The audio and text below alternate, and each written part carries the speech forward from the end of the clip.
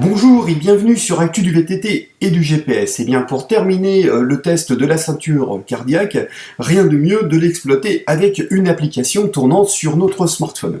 Et bien moi je vous conseille d'utiliser Strava. Strava est une application polyvalente puisque vous pourrez identifier le type d'activité que vous êtes en train de réaliser, qu'il soit du VTT ou du running. Alors allons voir comment connecter notre ceinture à l'application.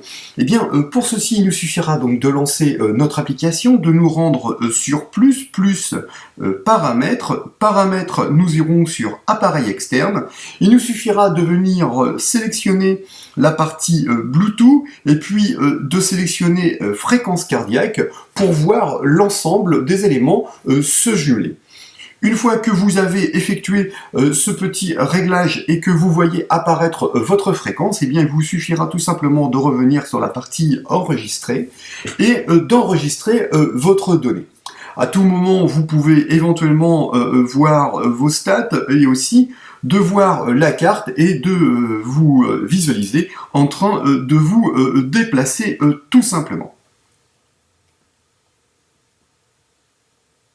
Voilà, Strava, c'est vraiment une application absolument géniale. Moi, j'adore. Alors, allons voir une autre application tout de suite. Eh bien, utilisons une application dédiée exclusivement au VTT, qui est Runtastic.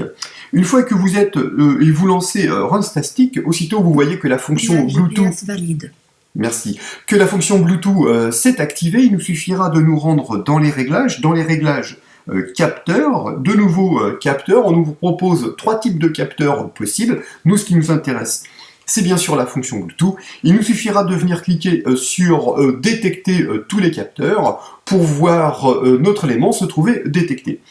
Une fois qu'on en a détecté notre système et qu'on voit apparaître notre fréquence cardiaque, l'information n'est peut-être pas nécessairement par défaut sur notre petit tableau de bord. Et bien, il suffira de venir cliquer sur l'icône Réglages, puis de venir sélectionner un élément. On nous propose un certain nombre d'informations que l'on va pouvoir mettre. Là, dans le cas présent, moi, je vais vouloir mettre l'information cardiaque, et si j'ai l'ensemble de mes capteurs, bien écoutez, je vais pouvoir mettre l'ensemble de mes capteurs sur une seule image.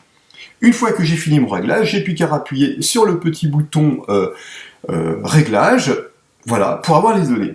Et je peux faire disparaître en fait les différents éléments. Donc là, j'ai réduit au minimum. Donc éventuellement, c'est qu'on pourrait apporter l'information vitesse et avoir l'ensemble de nos données capteurs. Voilà, cette application est vraiment très simple à utiliser, tel que vous pouvez le constater. Nous allons voir une autre application qui fonctionne absolument de façon identique, qui est plutôt dédiée, on va dire, au cycle de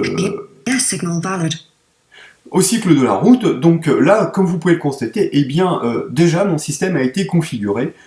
Enfin voilà, on va fonctionner exactement de la même façon, hein, puisque c'est la même application, sauf dédiée à la route.